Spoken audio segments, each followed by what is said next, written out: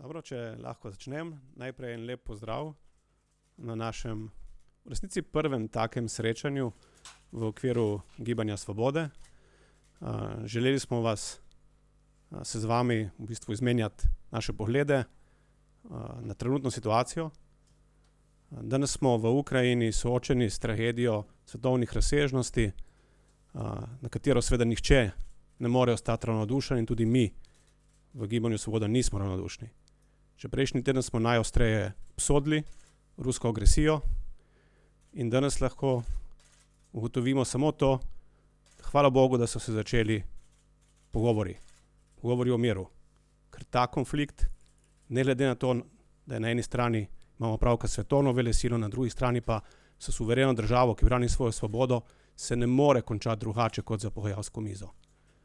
In prav je, in pozivamo obe strani, da to izkoristita, ta pogajanja in te pogovore, da najdejo miroljubno rešitev. V tej situaciji, v kateri smo, je seveda logično in potrebno to, da se tudi politika zelo odločno opredeli, tudi slovenska, do tega dogajanja in tudi slovenska vlada. Ko rečemo odločno, obstajata dva tipa ukrepov.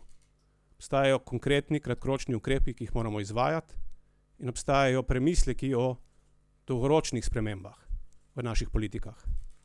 Kar se kratkoročnih ukrepov tiče, je popolnoma logično, da je na prvem mestu takojšnja, čimprejšnja in vsestranska pomoč prijateljski Ukrajini in njenemu ljudstvu. Pomoč, ki je humanitarna, finančna, tudi v okviru zahodnoatlantskih inštitucij, tudi z orožjem. Poleg tega, ko govorimo o humanitarni krizi in ob sprejemu beguncev, moramo se jasno zavzeti tudi za odprt prehod beguncev, ki bojo šli čez naše ozemlje v sosednje države. Slovenija zagotovo ne bo primarna destinacija, medtem ko bo Italija ena večjih destinacij. In večina jih bo potovala preko Slovenije. In mi moramo narediti vse, kar lahko, da bo ta prehod čim bolj olajšan in po drugi strani, da bo tem ljudem na tej poti čim lažje. Poleg pomoči Ukrajini, ki je pomembna in kjer ne smemo oklevati, je pomembno, da tudi v okviru sankcij se zavedamo tega dejstva, da bo tudi nekateri slovenski državljanke in državljani in podjetja prizadeti. In nič ni narobe s sankcijami. Sankcije morajo biti odločne in verjamem, da se bojo s časom še stopnjevale. Verjamem, da sedaj vidimo šele prvi val gospodarskih sankcij, ne glede na to, kako se zdijo v resnici močne že danes. Kar pomeni, da bojo posledice na naše državljanke in državljane še večje od tega, kar že danes vidimo. Slovenska vlada mora v celoti prevzeti odgovornost za to, da naše državljanke in državljani in podjetja ne bodo prizadeti s tem. Spravi, mora jim stati ob strani, vsem, brez izjem in brez vnaprej postavljenih pravil. Ker ne vemo, kakšne bojo posledice. Posledice bodo, velike bodo, ne poznamo jih še vseh. Poleg teh kratkoročnih ukrepov je zelo pomembno to, da se začnemo zavedati, da energetska draginja bo ostala. Če je kaj pokazala ta kriza, je pokazala to, kako nespametno je bilo, da se je Evropa vezala na področju energetike na zunanjega dobavitelja enega ključnega energenta, in to je zemeljskega plina. Danes se že kaže, da vsaj za naslednji 2 leti bodo cene energentov, svetovne cene, ostale visoke, v Evropi še višje. Zaradi tega moramo spet delovati na eni strani z mislijo, kako bomo pomagali našim državljankam in državljanom, da se bojo soočili s to energetsko draginjo, ki se ji ne moremo izogniti. Na drugi strani moramo narediti prvi dolgoročni premislek in to je energetska politika.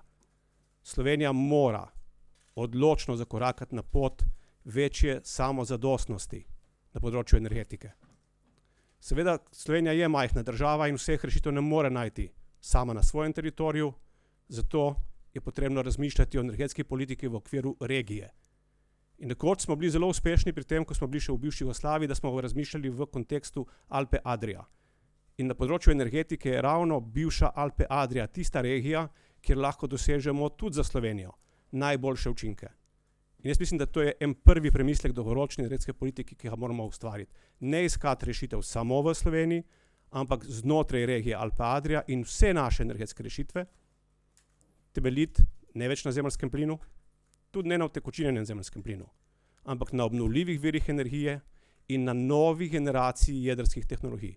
Poudarjam, novi generaciji jedrskih tehnologij, ki jih bojo obvladovale zahodnoevropske inštitucije in države.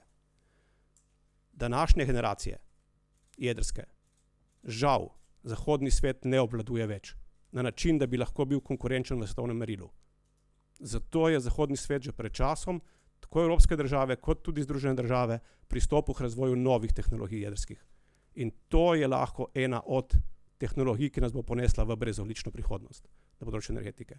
Ne terminali za zemeljski plin. Te v ničemer ne zmanjšujejo cenovnih tveganj, tudi ne iz naslova kriz, kot je sedanja. Poleg energetske politike je treba temeljito premisliti o spremembi naše obrambne politike. Na obrambnem področju, in danes imam s sabo strokovnjaka za to področje, ki mu bom tudi kasneje dal besedo, profesorja Toneta Grizlda, na obrambnem področju se bo cela Evropa očitno odločila za to, da bo znotraj NATO povečevala prispevke v obrambni proračun. Tudi Slovenija, ne dvomimo to. Vendar v kaj bomo vlagali, je pa popolnoma drugo vprašanje. Slovenija se mora odločiti, da gre po poti tudi pri obrambnem proračunu, poti pametne specializacije. Mora vlagati v tiste tržne niše, kjer je lahko faktor, kjer lahko prispeva tudi k svetovnemu miru in k učinkovitosti za NATO. In ker je danes ravno dan civilne zaščite, mislim, da je popolnoma logično in Slovenci smo ponosni na civilno zaščito, da ravno v segment civilne zaščite in reševanja, ravno v tem segmentu Slovenija lahko ponudi največ, ne samo sebi, ne samo državam, ki so potrebne pomoči, ampak tudi celotni zvezi NATO. In ko bomo povečevali obrambni proračun, bi morali biti ta segment med prvimi, ki bi dobil povišena sredstva. Enako velja za segment digitalizacije, kibernetske varnosti in podobno. Slovenija je zelo dobro razvita na tem področju. In v teh časih se vojne bijejo ne samo s tanki in topovi, ampak tudi na digitalnem področju. In Slovenija lahko tle ogromno prispeva. In čisto za konec, morali bomo temeljito razmisliti o naši zunanji politiki. Resne zahodne države vodijo svoje zunanje politike na podlagi razprav v hramovih demokracije, razprav v državnem zboru. Nobena zahodna resna država ne vodi zunanje politike preko Twitterja, enega posameznika. In tudi Slovenija si tega ne sme privoščiti. Še najmanj na način, da hujskamo podaljševanje spopadov. Če je kaj, kar sme zunanja politika take države, kot je Slovenija početi, je spodbujanje miru in pozivanje k miru. In to preko ustreznih parlamentarnih inštitucij. In v Gibanju Svoboda se zavezujemo, da bomo v bodoče na področju zunanje politike striktno se držali teh načel. Spodbujali bomo svetovni mir in varnost in delovali bomo po principih zahodnih demokracij. Zdaj bi pa predal še besedo našemu strokovnjaku za obrambne in pa varnostne zadeve, profesorju Grizldu, mojemu prijatelju, na temo ocene stanja v Ukrajini danes in kaj to pomeni z vidika Zveze NATO. Hvala za besedo. Spoštovane gospe in gospodje, lepo pozdravljeni. Torej, kot smo slišali, z rusko agresijo na Ukrajino se je svet znašel na ponovni prelomnici. Varnostna paradigma, ki je veljala zadnjih 30 let po koncu hladne vojne, se je radikalno spremenila, kar seveda zahteva tudi radikalne premisleke, tako na evroatlantskih inštitucijah, kot je Severnoatlantsko zavezništvo NATO, kot tudi znotraj varnostno-obrambne politike Evropske unije. In seveda posledično to, kar smo slišali tudi v nacionalno-varnostni politiki Republike Slovenije oziroma v teh segmentih, kot so obrambna politika, zunanja politika in seveda tudi druge, ki so vključene v nacionalno varnostno politiko oziroma strategijo.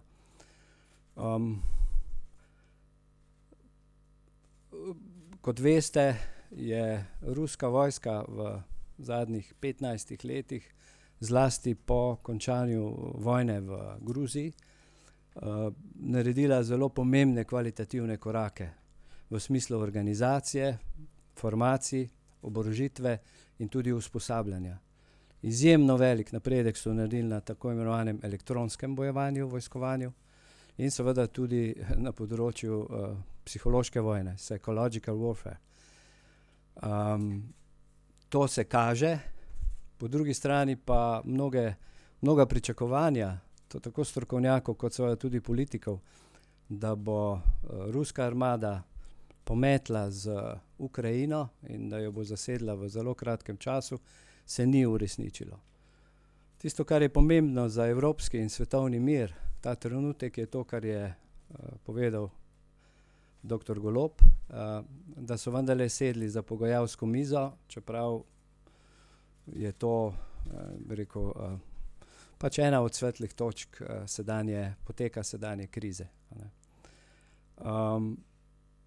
Pričakovanja recimo vlade v Ukrajini, da bo zveza NATO prišla na pomoč, so bila, jaz bi rekel, nerealna. Kajti zveza NATO je vojaško-obrambna oziroma obrambno-politična meddržavna organizacija, ki seveda se ukvarja z zagotavljanjem obrambe in varnosti svojih članic. Ne more pa posegati v notranje zadeve drugih držav. Sama po sebi. Prej sem omenil skupno varnostno obrambno politiko Evropske unije. Tudi na tem področju se pričakujejo, kot sem rekel, radikalni premisleki in skratka novi poudarki. Jaz ne bi več o tem razpravljal, ampak če imate kako vprašanje, bom z veseljem odgovoril.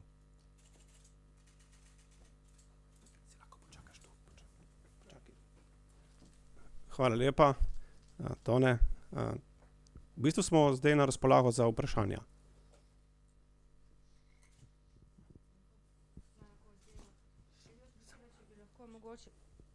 Hvala, Suzana Kozdelo. Jaz bi vas prosila, če bi lahko povedali zdaj kaj več o nastajanju vaše stranke, pripravah na volitve in tako naprej, pa mogoče potem še kaj o Ukrajini, ker ste zelo skrivnostni o tem, kdo so vaši sodelavci, kdo vam pomaga pisati program, kakšen je odziv na vabilo prek družbenih omrežij, naj se vam ljudje pridružijo in kje ste z kandidati za poslance. Hvala. V bistvu je odgovor zelo enostaven. 19. marca bomo imeli v Ljubljani predvolilno in programsko konvencijo. Na njej bojo predstavljeni vsi kandidati in celoten program. Sicer pa ne želimo z 200-stranskimi dokumenti utrujati javnosti, dokler to ni aktualno. Na programu danes dela več kot 60 strokovnjakov iz popolnoma različnih sfer. Državnega aparata, iz gospodarstva, iz nevladnih organizacij in podobno. Teh 60 strokovnjakov, nekateri od njih, manjšina, bo tudi na kandidatni listi. Večina jih je pa pripravljenih za to, da kasneje se vključi v izvršno vejo oblasti. Danes se morajo nekateri od njih zaradi razmer, v katerih živimo, skrivati in se ne smejo kazati javnosti, ker bi sicer trpeli sankcije, žalostno, ampak tako demokracijo trenutno imamo. Nekateri pa tega pomisleka nimajo. Tako da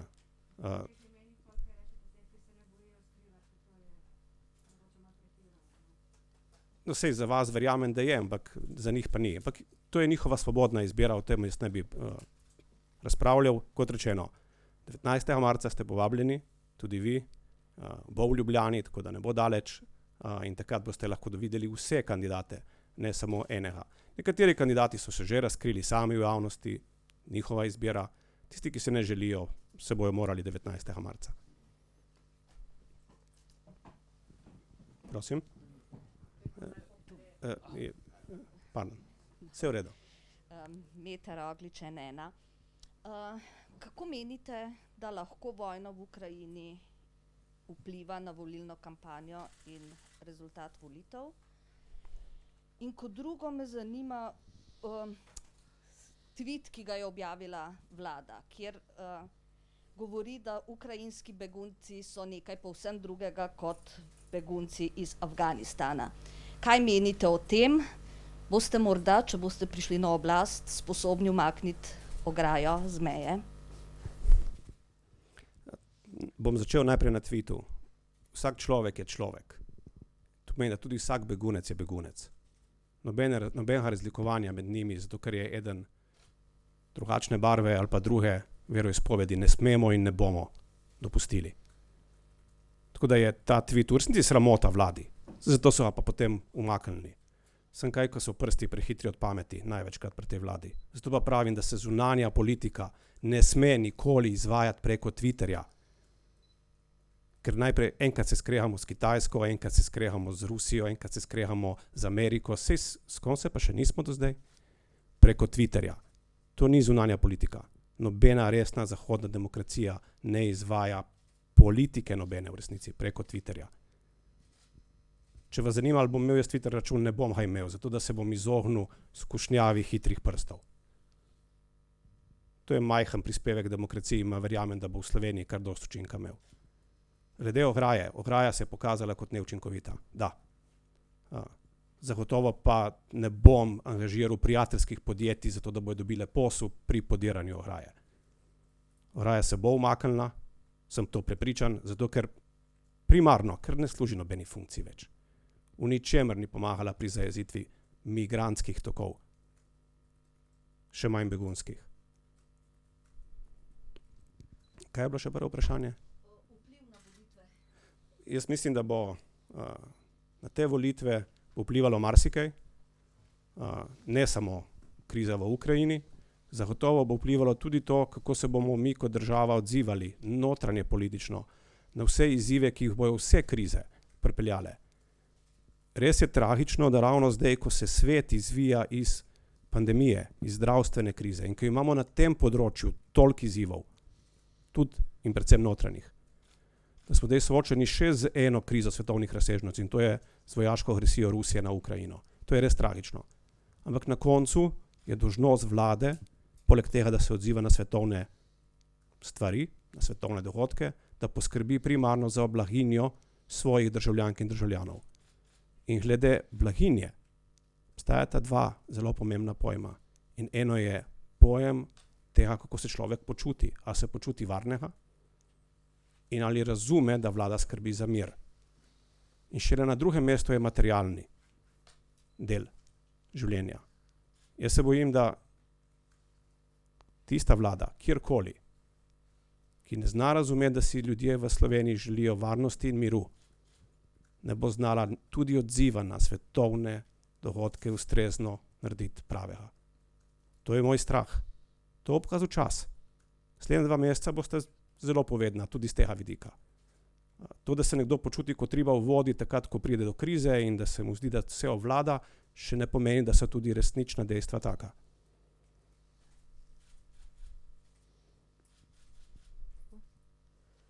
Metka Majer, Pop TV. Mene pa zanima, po tistem sestanku pred nekaj tedni, ko ste se sestali s predstavniki KUL-a, takrat je bilo napovedano, da se pa zdaj lahko začnejo programski pododbori in pogovarjanje. Ali se je karkoli v tej smeri že zgodilo? To je ena stvar in pa morda me zanima, glede na to, da je gospod Grizel tukaj, rekli ste, da je vaš prijatelj, to je vse, ali je del ekipe, ali kako? Gospod Grizel, profesor Grizel bo sam povedal, kaj je poleg tega, da je moj prijatelj, seveda je strokovnjak, prvenstveno vrhunski strokovnjak, hkrati pa nam pomaga na programskem delu iz tega področja, da. Kolikšen bo njegov osebni politični angažma, bo pokazal čas in jaz tudi to ne bi zahajal v tem trenutku. Kar se pa tiče sodelovanja z ostalimi sorodnimi strankami ali grupacijami, imeli smo neko manjšo na temo sodelovanja v volilnih odborih, iniciativo, pogovarjamo se, glede programskih izhodišč ali pa, takrat sem jih imenoval namenoma projekti, na katerih bomo govorili pred volitvami, pa mislim, da ta čas šele prihaja. Zakaj? Vse je logično. Ko bomo mi začeli, ko bomo mi z 19. marcem javno objavili naša programska izhodišča, še takrat bomo lahko zares suvereno govorili o tem, kje lahko najdemo skupen jezik in kje ne. Prosim. Spoštovani gospe in gospodje, po dr. Drnovšku, ki me je leta 1999 povabil v vlado kot strokovnjaka, ne kot člana kakšne politične stranke, je zdaj prvič, da so me povabili k strokovnim razmislekom in oblikovanju teh realnih državnih politik. Moram reči, da leta 1999 in 2000 oziroma do 2004, kot veste, je bil zunanji pritisk na Republiko Slovenijo. Republika Slovenija je morala dokazati Evropski uniji, malo manj NATO, mogoče ni toliko znano, ampak vključitev Republike Slovenije takrat v Evropsko unijo je bila pogojena tudi z članstvom v Zvezi NATO. Kot veste, Evropska unija svojo skupno zunanjo in varnostno politiko takrat in še danes nima nobene obrambne ali vojaške infrastrukture, s katero bi lahko preprečila recimo krvave vojne na ozemlju nekdanje Jugoslavije ali pa tudi kaj danes. Ne. Zato veste, da je kar večina članic Evropske unije tudi članic Zveze NATO in uporabljajo to infrastrukturo. Torej ta zunanji pritisk na Slovenijo je bil zelo močan. Slovenija, da si je pridobila končno, da tako rečem, mednarodno pravno subjektiviteto, je morala dokazati svetovni javnosti, da zagotavlja svoj obrambni vidik svoje suverenosti. Nobena druga država ni freerider, da bi kar tako rekla, mi nobenega ne bomo napadli, pustite nas pri miru in tako naprej. Če mednarodni sistem žal je še vedno primarno sistem držav, plus seveda celo vrste drugih subjektov, pa vendarle države so ta primarni subjekt in glavna dolžnost in seveda tudi pravica vsake države v mednarodni skupnosti je, da zagotavlja tudi obrambni vidik svoje suverenosti. Tako da ne bi več govoril. Jaz sem bil vesel, da me je dr. Golob povabil k tem razmislekom in jaz sem prepričan, da če bo šla zadeva tako naprej, da se Slovenija, da tako rečem, ne, od Drnovška, da se vrne na neko raven strokovnosti, profesionalnosti na vseh področjih državnih politik. Ne. In le tako je lahko uspešna navznoter in navzven v mednarodnih odnosih. Hvala. Gregor Drnovšek, TV Slovenija. Gospod Golob, zanima me, v bistvu kolegica je že vprašala glede KUL-a oziroma povezovanja ali pa sodelovanja s KUL-om. Kako pa gledate oziroma komentirate zadnje dogodke okrog, ne vem, lahko rečemo nekega vrste razpada Lideja, še preden so sploh stopili na sceno in tudi zdaj pač vidimo, da Desus načeloma bo šel s svojo listo. Ali računate tudi na ta bazen morda s kakšnim povezovanjem? Ne, mi smo se odločili, da zaradi vseh pomislekov tudi v javnosti, glede prestopov poslancev in podobnega iz teh dveh grupacij, da se ne bomo povezovali.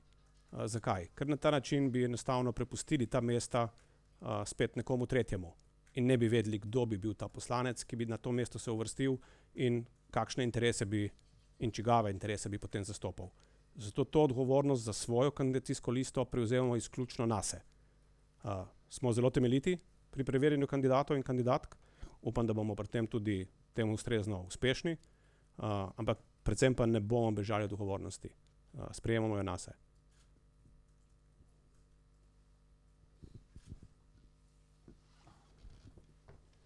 Lep pozdrav, Gašper Lubej, Al Jazeera. Dve zadevi me zanimata. Najprej glede ograj, za katere ste napovedali, da jih boste podrli, če boste prišli na oblast. Predvidevam, da bi Levica oziroma da vam bo Levica glede tega ploskala, medtem ko na drugi strani glede povečevanja obrambnega proračuna, če vas prav razumem, ne? Da je to potrebno. Slovenija je tukaj na repu Zveza NATO. Kaj to pomeni konkretno? 2%, tako kot v Nemčiji, ali kaj drugega? Bom začel tam, ki mi ne ploskajo. Se pravi, obrambni proračun je danes nekje na nivoju 1,2% slovenski. Že v času Drnovškove vlade je bil na nivoju 1,7, celo nekoliko več. Pravi, Slovenija je v preteklosti pokazala, da se da tudi denar, ki gre za obrambo, koristno porabiti. In jaz si želim, da ko bomo prišli do povečanja, mi imamo svoje obveznosti do severnoatlantskih povezav, jih imamo. Bežati od njih v teh časih, to je res kratkovidno.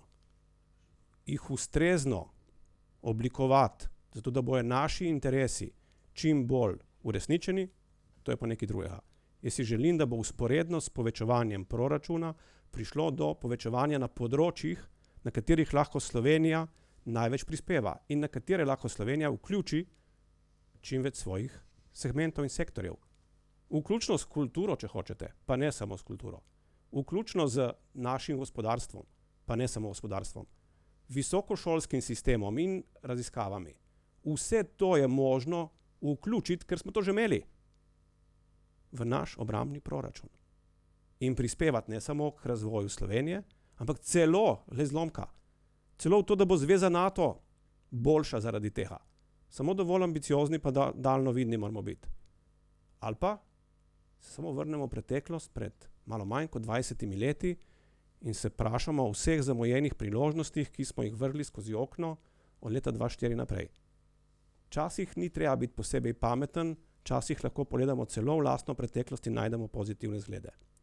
Kar se tiče ograje, vsak ukrep, ki ne služi svojemu namenu, je škodljiv.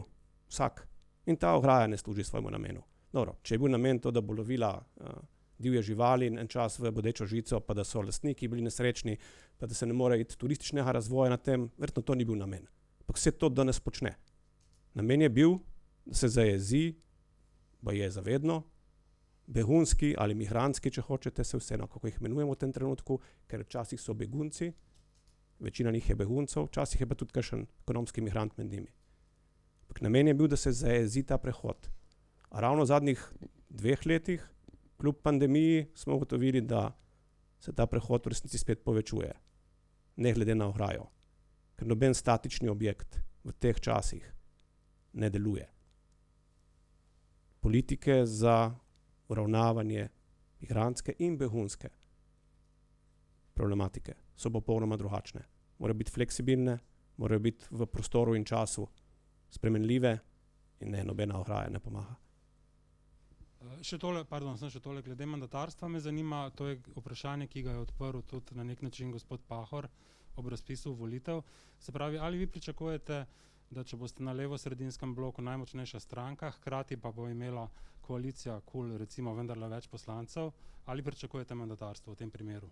Seveda, če bo imela Levica Jaz vem, da oba s predsednikom Pahorjem prihajava iz Nove Gorice in zato vam mogoče zvenim podoben, pa nisem, tako to je vprašanje zanj, ne zame. Jaz ne pričakujem ničesar. Predsednik Pahor se bo odločil v okviru svojih predsedniških pooblastil in verjamem, da bo ravnal pravilno. Tukaj gre za v bistvu tudi, kako se boste s KUL-om kot strateškim zaveznikom, čeprav razumem, tudi dogovarjali. Ne?